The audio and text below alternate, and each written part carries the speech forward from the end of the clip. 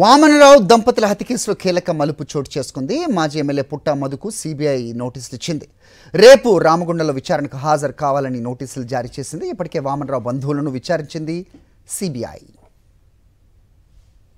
Right, ఇదే అంశంపై updates మా కరెస్పాండెంట్ రమణ అందిస్తారు. రమణ, చెప్పండి, వామనరావు దంపతుల హత్య కేసులో కీలక మలుపుగా చూస్తున్నాం.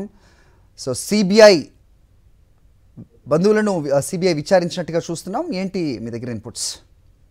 అది అంటే మొత్తంగా అంటే ఒక కీలక మలుపు అని చెప్పుకోవచ్చు. వామనరావు హైకోర్టు అడ్వకేట్స్ వీళ్ళిద్దరు కూడా జంట హత్య కేసులో ఇప్పుడు పూర్తిగా సిబిఐ దాదాపు నెల రోజుల నుంచి కూడా ఎంక్వైరీ కొనసాగిస్తుంది.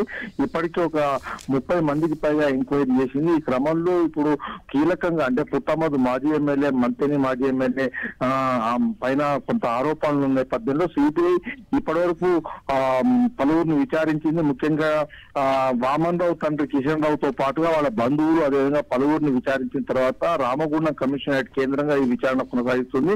ఈ క్రమంలో రేపు పుట్టమధును కూడా హాజరు కావాల్సిందని చెప్పేసి ఇప్పటికే నోటీసులు జారీ చేసింది. రేపు పుట్టమధును ఏం విచారిస్తుందనేది మాత్రం ఖచ్చితంగా సర్వత్రా ఉత్కంఠ నెలకొంది. ఎందుకంటే ప్రధానంగా వామనరావు చనిపోయే క్రమంలో వాంగ్మూలం ఇచ్చే క్రమంలో ఒక వీడియోలో పుట్టమధు పేరు ఎత్తాడు అనేది ముఖ్యంగా ఆయన తండ్రి కిషన్ రావు వాదించిన వాదన. ఈ వాదన నేపథ్యంలోనే సుప్రీంకోర్టు సిబిఐకి కేసును బదలాయించింది. ఈ క్రమంలో సిబిఐ ఎంక్వైరీలో ఇప్పుడు పుట్టమధు ఏం చెప్పుకోవచ్చని మాత్రం ఖచ్చితంగా సర్వత్రా ఉత్కంఠ నెలకొంది.